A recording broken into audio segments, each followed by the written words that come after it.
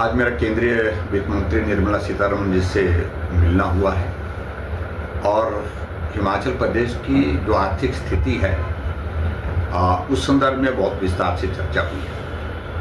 और विशेष तौर से जो हिमाचल प्रदेश में कांग्रेस की सरकार में कांग्रेस के नेताओं ने जिस प्रकार से रेवेन्यू डेफिसिट ग्रांट को लेकर के जो शोर डाला है, उन सारे इश्यूज को लेकर के मैंने विस्तार से चर्चा की है।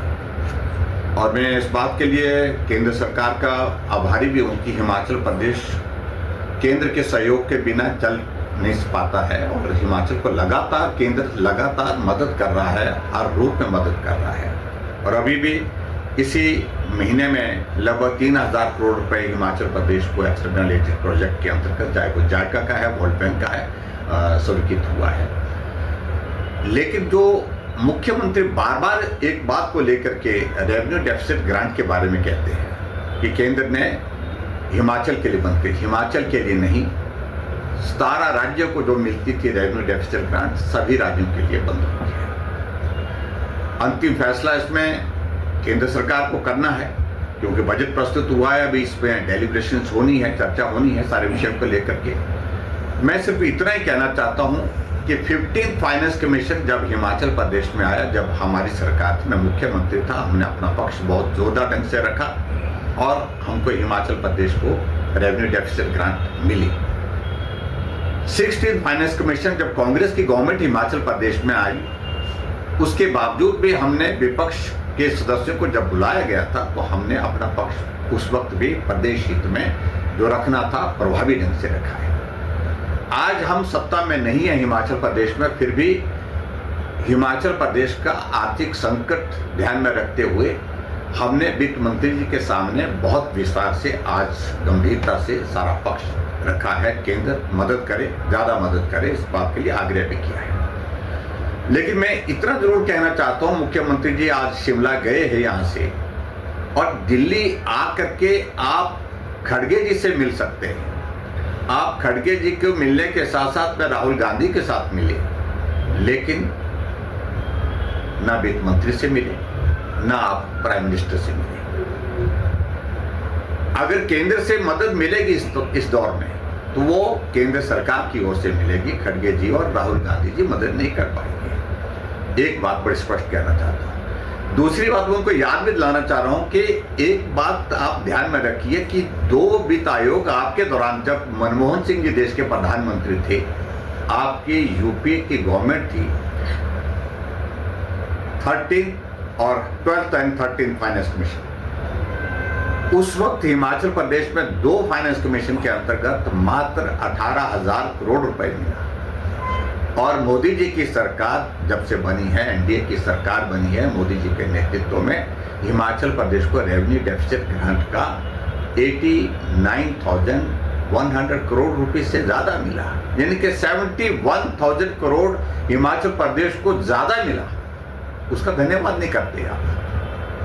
और उसके साथ साथ जो आरोप लगातार आप केंद्र सरकार पर, मोदी जी पर, हम पर लगाए जा रहे हैं, ये कतई भी उचित नहीं है।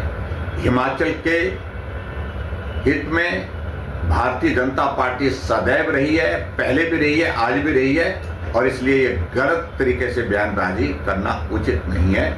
मैं बड़ा साफ कहना चाहता हूं। और भारतीय जनता पार्टी की सरकार में जब मैं मुख्यमंत्री था तो हमने अगर लोन लिया था 41,000 करोड़ का हमने लोन लिया था, 38,200 करोड़ रुपीस 38,200 करोड़ रुपीस हमने लोन का वापस किया, जो आपकी कांग्रेस की सरकार की ओर से प्रदेश के ऊपर लादा गया था। मैं बड़ा स्पष्ट कहना चाहता हूं, इसलिए इस सारी चीज को लेकर के अनावश्यक रूप से बात ना करें और केंद्र को इस बात के लिए आग्रह आप करें केंद्र से कि हिमाचल प्रदेश को मदद मिले, ज्यादा मदद मिले। ठीक। मैं इस बात को लेकर के बड़ा साफ कहना चाहता हूं कि बहुत दुर्भाग्य है कि कांग्रेस पार्टी के नेता लोग जो है हार के कारण इतना फ्रस्ट्रेशन में है कि वो मानसिक संतुलन तक हो गए। और आप पार्टी के खिलाफ बोलिए, लोकतंत्र में आप विचार के खिलाफ बोलिए, विचारधारा के खिलाफ बोलिए, लेकिन आप देश के खिलाफ बोल रहे हैं। देश के खिलाफ षड्यंत्र कर रहे हैं।